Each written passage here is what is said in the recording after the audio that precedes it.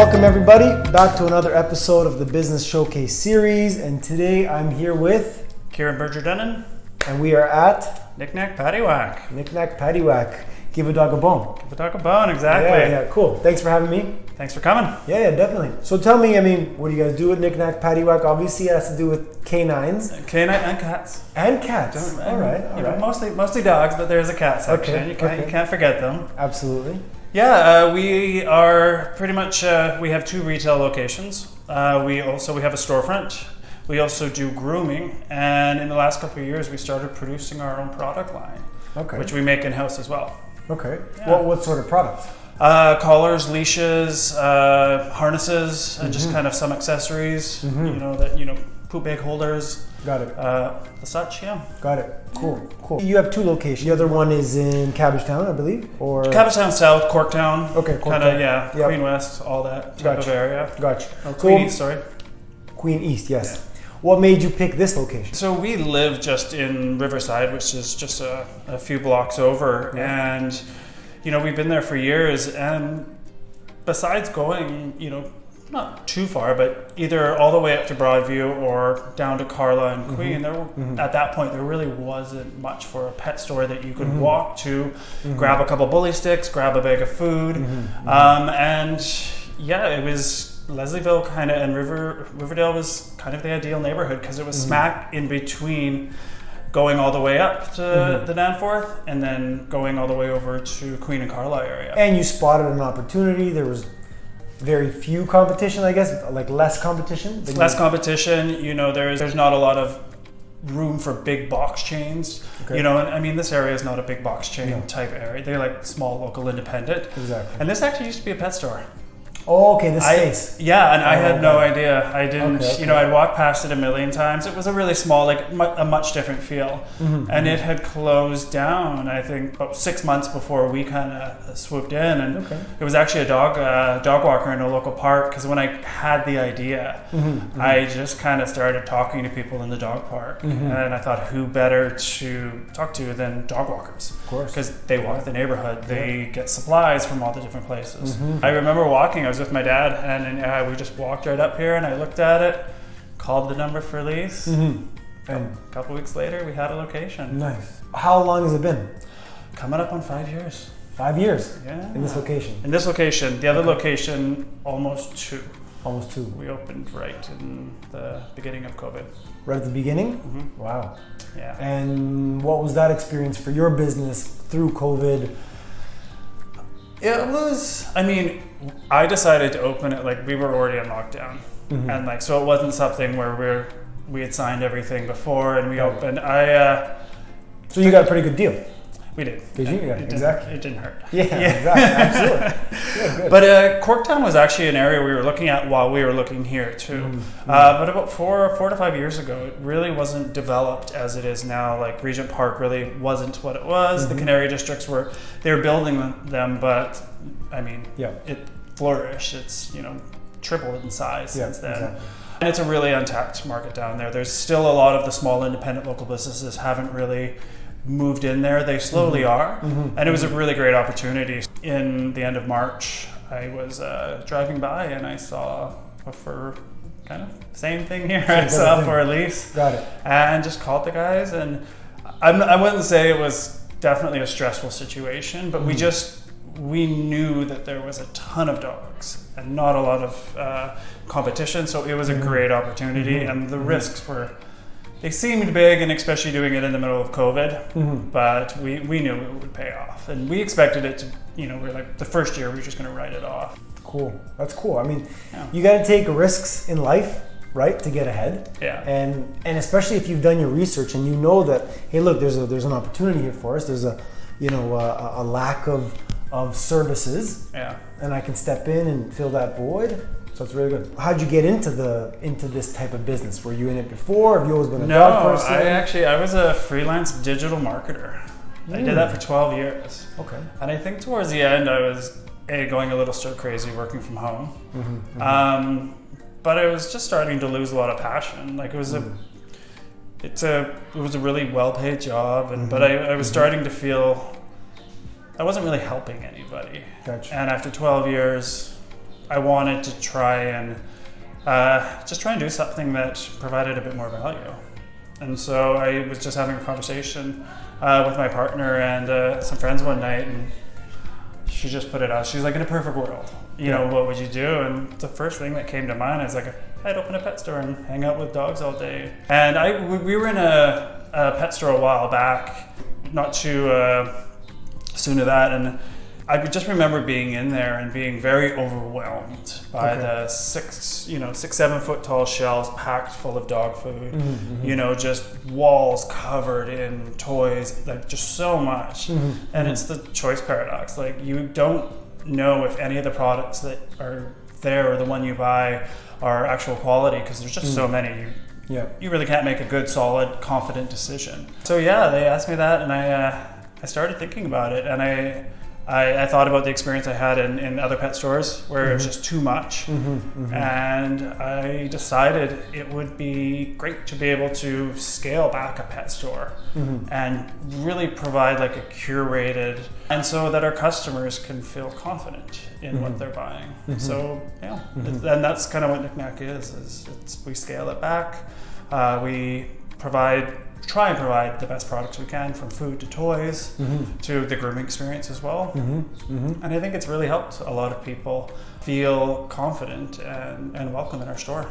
Gotcha. Is there any type of, like, there's no particular type of dog that you work with? You bring them all in, right? There's a lot of doodles in this neighborhood. This neighborhood has a lot of doodles. It's a great family dog, and it doesn't shed, and it's hyperallergenic. So I think it's been a very popular breed, especially for the grooming. They're a dog that needs consistent grooming. So definitely Leslieville, Riverdale it's a very doodle head. I mean, you've got a dog park like literally just up the street. Yeah. I think there's like one on the other side of Gerard as well. Yeah, and you go one block up Withrow and you're at Riverdale Park, and everybody's in there with their dogs. Yeah, I mean, having Withrow Dog Park right up the street was a massive incentive too. Yeah, absolutely. It was funny because when I was here with my dad, and he's from Kelowna, and he was there that day, and he thought I was nuts because in Kelowna, like the independent boutique type businesses, they haven't taken off there. You know, like. You know, he's like, you walk your own dog, you don't have a dog walker. Like, you know, you drive to PetSmart. You know, that's just kind of, so he just didn't get it. And after about an hour of sitting having a coffee across the street, and he saw dog walker after dog walker, and he saw everyone going up to the dog park. And he just looked at me, he's like, I think you might be onto something. Yeah. I mean, that locality is super important with a business like this, where you rely on like foot traffic. Well, it made it, you know, they always say location, and like, we opened off a main street. You know, it was a bit of a risk. I mean, we had the fact that it was a pet store before, albeit very different than this, you know, the offering we have. It was a bit of a risk and maybe I'd say a slow crawl compared to like the Queen Street store where we opened it on, you know, Queen East and Sumac, and just the increased foot traffic. It was, you know, after 8 months, it was going. So it's definitely was a bit of a risk in that sense. But I saw the other side of it. What you were saying is that you create a community store, and that's kind of what this unique little intersection is in the middle of Riverdale. It's like you have the Perk across the street. You don't find that in the middle of a residential neighborhood, and it was a really unique opportunity that I saw, and it's paid off. Yeah, that's why we moved here, because it's so community based, it's so family friendly. There's tons of kids everywhere, tons of dogs, right? And just being around those people makes you want to get out, makes you want to like go out to the local store, meet the people, whatever, grab a coffee. And that's what that was kind of our main mission that differentiates us between the Pet Values and the PetSmarts, and is creating an experience. And a lot of people you know, the pet industry is quite highly unregulated. So I think people that are getting a bit more concerned about what they're feeding their dog, you know, what's in dog products and all that. So they're turning to us to be there, you know, to provide advisory nutrition information, and and that's what we do here with our staff, and it's It's going well. It's going really well. Cool. Yeah. What's the bulk? Like, what's your main revenue right now? Is it the grooming? Is it the product? I mean, that's one of the great things too, is really making a multi-revenue channel business was key. You know, so you have the store, you have the product we make, and you have the grooming. So it is really nice to have 3 sources coming in. Gotcha. Because when one wanes, you know, the others might be strong. Yeah. I mean, right now grooming's nuts. Okay. You know, the introduction of all the COVID puppies in the last 2 years took our wait time from 2 to 3 weeks grooming to we're booking 8 to 9 weeks out right now. What? Which sounds great, but I hate telling customers that, you Wow. know. So it's just Wow. the market's been flooded in the last few years with dogs, and a lot of people got one or got an extra dog during the pandemic. So Yeah. grooming is definitely, like, I could have 3, if I could find them, I could have 3 more groomers, and if I had the space, you know. But it's always busy. Yeah. Yeah. And I mean, it's not an easy, like, I don't have a dog. You know, I've never had a dog, to be honest with you. I have lots of friends that have them. I love dogs. I love hanging out with them. But it's a lot of work. Yeah. In my opinion. The way I see it, and I've got a kid, it's like, you know what? Yeah. That's enough for me for now. Yeah, and it's something people forget, I think. Yeah. You know, we've had a lot of great customers that, you know, unfortunately, over the time we've been open, their dog has passed. So then they come back in a couple months later with this great puppy. And it's wonderful, but almost all of them just look at me and they're like, I forgot. Yeah. You know, it's a learning curve, and like it's a lot of patience. You know, the groomers, the amount of patience they have, you know, for, you know, having this dog sit for 3 hours so that they can get a good haircut in. Like it's a lot of work, you know, but it's rewarding. What's the story behind the logo? sign, the logo, yeah. Yeah, so that's Fred. That was, unfortunately, he's not with us anymore.